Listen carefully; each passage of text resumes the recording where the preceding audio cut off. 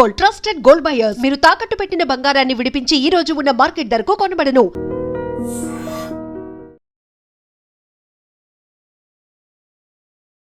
నమస్కారం, welcome to I dream. ధర్మ మార్గం విత్ విజిత కార్యక్రమానికి స్వాగతం.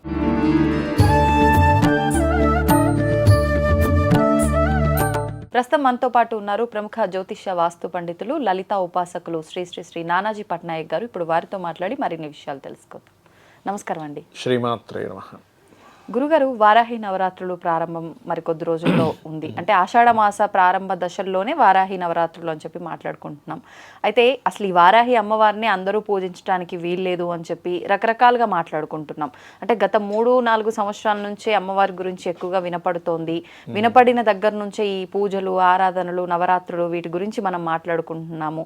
అంటే ఇవి గుప్తంగా ఉంచాలి కాబట్టి, గుప్త నవరాత్రులు అని పేరులోనే ఉంది కాబట్టి గుప్తంగా ఎవరో కొద్ది మంది మాత్రమే చేసుకోవాల్సింది, అది కూడా వారాహి అమ్మవారి ఉపాసన తీసుకున్న వాళ్ళు మాత్రమే అని చెప్పి అంటున్నారు. అసలు నిజంగా ఎవరెవరు ఆచరించవచ్చు? ఈ పూజా విధానం అందరూ చేయవచ్చా? చేస్తే ఏ విధంగా చేయవచ్చో తెలియజేయండి. గుప్త నవరాత్రులు అంటే అందులో ఏదో సీక్రెసీగా చేసుకోవాలి అనే అర్థమనే కాదు. అక్కడ గుప్తమైనటువంటి రహస్యమైనటువంటి శక్తి దాగుంది. ఇప్పుడు లలితా సహస్రనామాలు ఉంటాయి. అవునండి.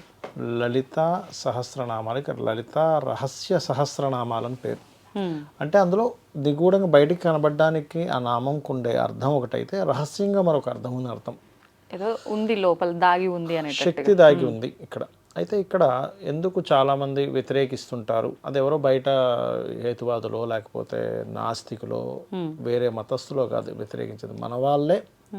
అది కూడా హిందూ ధర్మంలో, సనాతన ధర్మంలో చక్కగా పూజాది కార్యక్రమాలు మంచి భక్తులే కొంతమంది వద్దంటుంటారు. ఎందుకు వద్దంటారు అనే దాన్ని మనం అర్థం చేసుకోవాలి. ఎందుకంటే వాళ్ళు ఏదో కక్ష కొద్దీ కాదు, వాళ్ళు కూడా పూజిస్తారు, నమస్కరించుకుంటారు వారాహి అమ్మవారు కనబడగానే.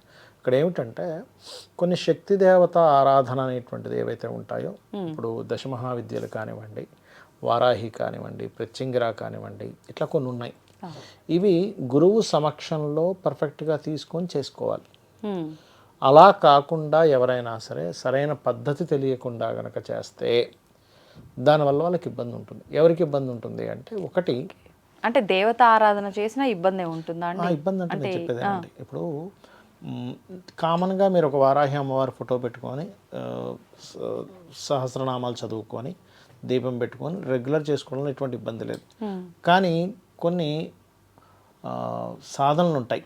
అంటే అలాగ ఒక దీక్షలా తీసుకొని చేసేటప్పుడు మీలో మొట్టమొదటిగా గురువు సమక్షంలో తీసుకున్నప్పుడు గురువు ఏం చేస్తాడంటే, మీకు కామక్రోధ వికారాదులకి గురైపోయే తత్వం ఉన్న వ్యక్తులా లేకపోతే వాటిని అదుపులో ఉన్నటువంటి వ్యక్తి తెలుసుకొని ఇస్తారు కొన్ని శక్తి సంబంధించినవి. అలా గనక లేకుండా, ఇప్పుడు చూడండి, మనకి అయ్యప్ప స్వామి దీక్ష తీసుకుంటాం. అయ్యప్ప స్వామి దీక్షకి ఏ నియమాలు ఉంటాయి? నువ్వు కోపం తెచ్చుకోకూడదు, 4 రోజులు బ్రహ్మచర్యం పాటించాలి, నేల మీద పడుకోవాలి, ఆహారాది విహారాదుల మీద నీకు కంట్రోల్ ఖచ్చితంగా ఉండాలి. అంటే ఏ ఆహారం తీసుకుంటున్నావు, ఏమిటి, సత్యమే పలకాలి, కొన్ని ఉన్నాయి దీక్షకి. అవునా? అవునండి. అవి గనక పాటించకపోతే దానికి తగ్గ ఫలితం చేసిన వాళ్ళు కూడా ఇబ్బంది పడతారు.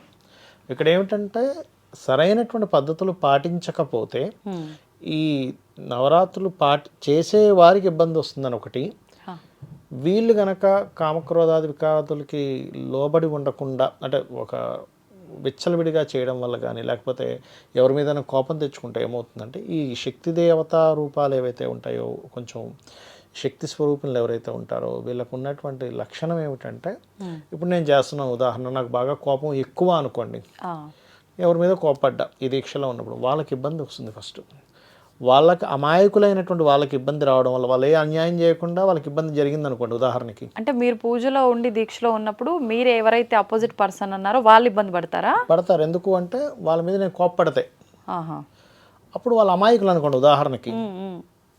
ఆ అమాయకులకి అనవసరంగా ఇబ్బంది కలిగినందుకు ఆ కర్మ మళ్ళీ ఈ జాతకుడు అనుభవించాలి.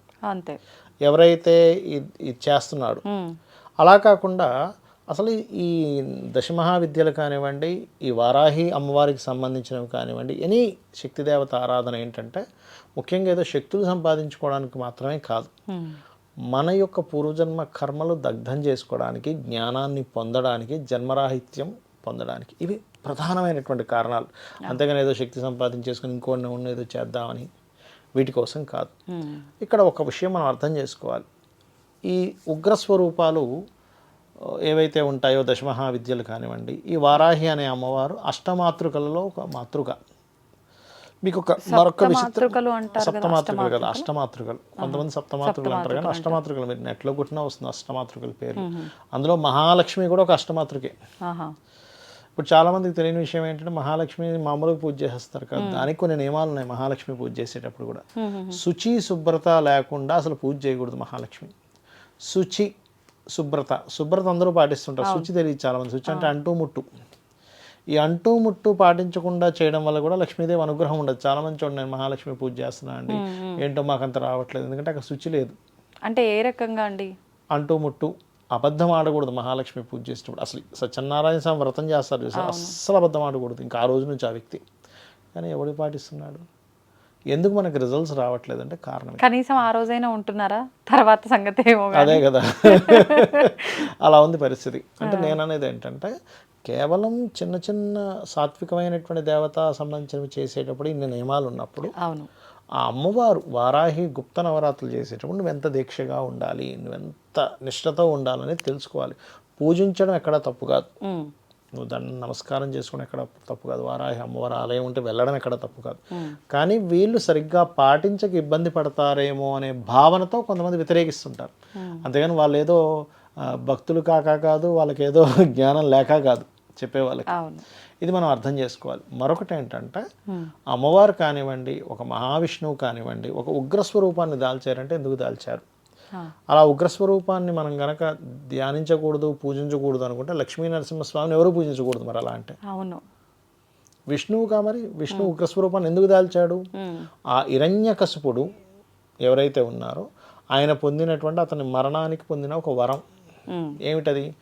పగలు రాత్రి ఎప్పుడు నా మరణం రాకూడదు, ఇంట రాకూడదు, బయట రాకూడదు, భూమి మీద రాకూడదు, ఆకాశంలో రాకూడదు, ఎటువంటి ఆయుధాలు చేత రాకూడదు, అది మృగము అవ్వకూడదు, మనుష్యుడు అవ్వకూడదు. అందుకని నరసింహస్వామి అవతారంలో గోర్లతోని పగలు కాక రాత్రి కాక అసుర సంధ్య వేళ గుమ్మం మీద అతని తొడల మీద, అంటే భూమి మీద కదా ఆకాశం మీద కాకుండా ఆయన చంపేశాడు.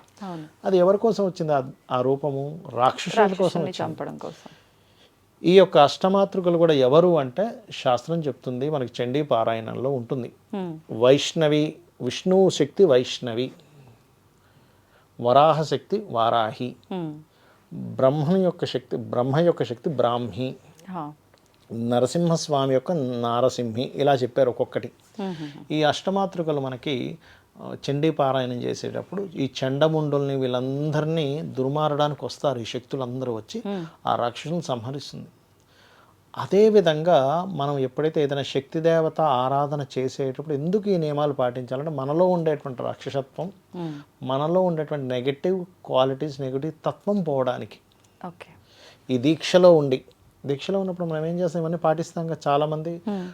అది తెలియక ఏదో మనకేదో రావాలి, సరే ఓకే ఫైన్, రావాలనేటువంటి ఒక కోరికతో మనిషి చేస్తాడు, కాదనట్లేదు.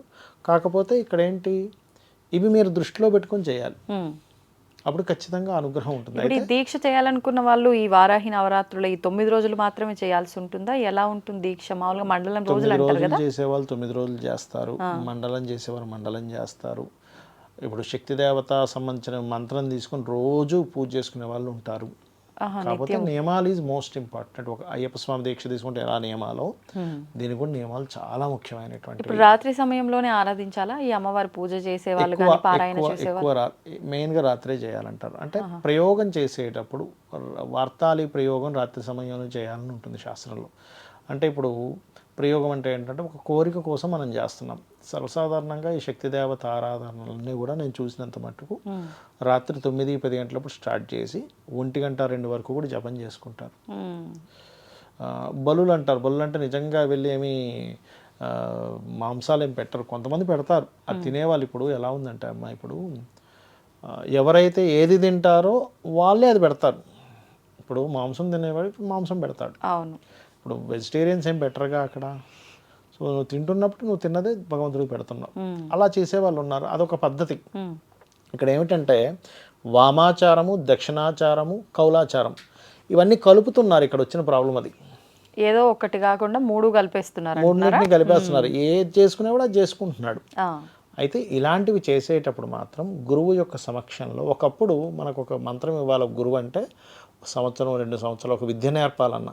ఇప్పుడంటే చాలా ఈజీ అయిపోయింది. ఒకప్పుడు ఆస్ట్రాలజీ నేర్చుకోవాలంటే కూడా ఎన్నో చర్యలు 4-5 సంవత్సరాలు చేస్తే అప్పుడు ఆ గురువు గారు ఓకే వీడికి నేర్పొచ్చు అనుకుంటే అప్పుడు ఒక్కొక్క పాయింట్ చెప్పేవాడు. ఆ బేసిక్సే కొన్ని సంవత్సరాలు అయిపోయేవి. ఏ గ్రహం ఎక్కడ ఉంటుందో తెలుసుకోవడానికి కొన్ని సంవత్సరాలు అయితే, ఇంకా ఫలిత భాగం అయితే ఒక 10-12 ఏళ్ళు అయ్యేది ఒక మనిషి నేర్చుకోవాలి. ఇప్పుడు చాలా ఈజీ అయిపోయింది జ్యోతిషం నేర్చుకోవడం. అలా అంటే ఏమిటి, ఈ వ్యక్తికి కనుక నేర్పిస్తే సమాజానికి హితం కోరుతాడా, ఇబ్బందిని పెడతాడా? ఒక శక్తి దేవత ఆరాధన కూడా అంతే. ఒక వారాహి చేసామనుకోండి, మనం బాగా దీక్ష బాగా చేసాం, అప్పుడేంటి అమ్మవారిని ఫలానా పని అవ్వాలి అని అనుకుంటే వెంటనే పని అయిపోతుంది.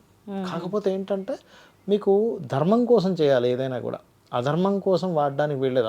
అలా వాడితే వాడికి అది ఇబ్బంది కూడా ఇస్తుంది. అందుకని ఎక్కడ ఎవరు పడితే వాళ్ళు చేసేసి సరైన పద్ధతులు చేయకుండా అవతల వాళ్ళకి ఇబ్బంది కలిగించవచ్చు, వీళ్ళకైనా ఇబ్బంది కలగవచ్చు అనే భావనతో కొంతమంది వ్యతిరేకిస్తుంటారు. అంతేగాని మరొకటి ఏం కాదు. ఇక్కడ వ్యతిరేకిస్తున్న వాళ్ళు ఎవరనేది మనం అర్థం చేసుకోవాలి. అవును, హిందువులే. అంటే ఎవరికి తోచింది వాళ్ళు చెప్పడం ఒకటి అలవాటు పడిపోయి ఇంకా ఆపోజిట్ వాళ్ళు చెప్పిందే తప్పు, నేను చెప్పిందే రైట్ అనే ఒక ధోరణి మొదలైంది. అందుకే ఈ వ్యతిరేకత అంతకు మించి ఏం లేదు అక్కడ. ఇంకోటి ఏంటంటే తాటి బెల్లంతో కొంతమంది నైవేద్యం పెడతారు అమ్మవారికి. స్త్రీ సూక్త పురుష సూక్తాలతో కూడా పూజ చేసుకోవచ్చు అమ్మవారిని. కొంతమంది అట్లా చేస్తారు. లేదా అష్టోత్తరం చదువుకుంటారు. అలాగే 9 రోజులు నవరాత్రులు అన్నారు. అందుకని సాయంత్రం పూట ప్రారంభించుకోవచ్చు. మరి 9-10కి ఏం అక్కర్లేదు. సూర్యాస్తమం అయిన తర్వాత పూజ చేసుకోవచ్చు. కాకపోతే దీక్ష తీసుకున్నట్టుగానే చక్కగా నేల మీద నిద్రపోవడం, బ్రహ్మచర్యం ఖచ్చితంగా ఈ నవరాత్రుల్లో. చాలామంది ఏం కాదులే, ఇది సృష్టి కార్యం కదా, ఇట్లాంటి పిచ్చి పిచ్చి మాట్లాడతారు. ముఖ్యంగా పురుషుడికి ఈ దీక్షలు ఇవి చెప్పారు కదా, పురుషుడి యొక్క వీర్యం ఏదైతే ఉంటుందో ఈ సాధన చేసిన శక్తి అందులో నిక్షిప్తమై ఉంటుంది. అందుకే బ్రహ్మచర్యం పాటించాలని చెప్తారు. అది చాలా నిగూఢమైనటువంటి విషయం అది. ధన్యవాదాలండి. శ్రీమాత్రే నమః. తవ్వండి, తవ్వుతూనే శివలింగం సరే దాన్ని అట్లా కప్పేసేయండి, చూపించదండి. Krishna is there. మూర్తి పూజ కాదు, సాక్షాత్ బ్రజేంద్ర నందన భగవాన్ ఉన్నారు మూర్తిలో. ఏమీ ఆశించకుండా ఆరాధించే వాళ్ళు కూడా ఉన్నారా ప్రభుజీ? నిజమైన భక్తి అంటే మనకు తెలియదు కాబట్టి